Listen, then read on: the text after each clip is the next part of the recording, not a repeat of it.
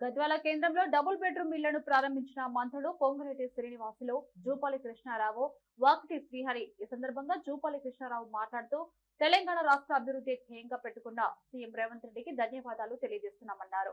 జోగులాంబ గద్వాల జిల్లా కేంద్రంలో 2 పడకల గదులను ప్రారంభించడం సంతోషంగా ఉందన్నారు. ఈ సందర్భంగా వాకటి శ్రీహరి మాట్లాడుతూ గత ప్రభుత్వ ముఖ్య నాయకులు రాష్ట్రంపై 8 లక్షల కోట్లు భారం వేయగా వాటిపై ఇప్పటికీ 6,000 కోట్లు వడ్డీ కడుతున్నామని, ఎన్ని ఇబ్బందులు ఉన్నా ఎన్నికల్లో ఇచ్చిన హామీలను నెరవేరుస్తున్నామని అన్నారు. గంటను 2 గంటలు పనుసుకుని మళ్ళీ ఎంబడే ఎండాలకు వచ్చి నా ప్రజల పరిస్థితి ఏమిటో చెప్పని ఒక తపనతో పనిచేస్తున్నటువంటి మీ అభిమాన నాయకుడు మిత్రుడు కృష్ణమోహన్ రెడ్డి గారు. తప్పటి కొట్టరా కట్టే కదా.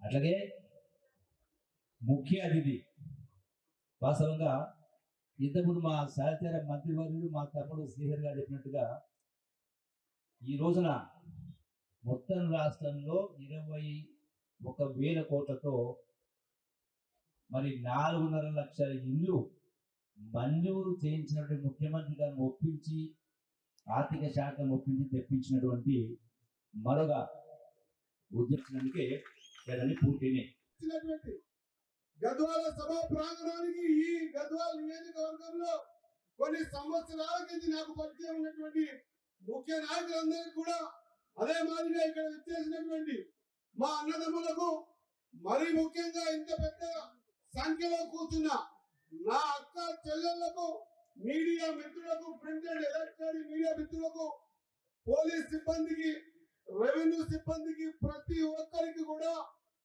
పేరు పేరున హృదయపూర్వక కృతజ్ఞతలు, ధన్యవాదాలు, నమస్కారాలు తెలియజేస్తా ఉన్నా. చాలా లోతైన విషయాలకు పోకుండా 2 విషయాలు. ప్రజా ప్రభుత్వం, మీరు ఎంచుకున్న ప్రభుత్వం, మీరు ఇష్టపడ్డ ప్రభుత్వం, బీద బడుగు బలహీన వర్గాల గురించి ఆలోచన చేసే ప్రభుత్వం, పేదోన్ని ఏ విధంగా చూస్తుందో, ఏ విధంగా పేదోన్ని ఆదుకుంటుందో 2 నిమిషాలు చెప్పి ముగిస్తా. ఈ రాష్ట్రంలో ఏ మూలకు పోయినా, ఏ ఊరుకు పోయినా, ఏ విధంగా అయితే హనుమంతుని గుడి ఉంటుందో నాటి నూతన గృహ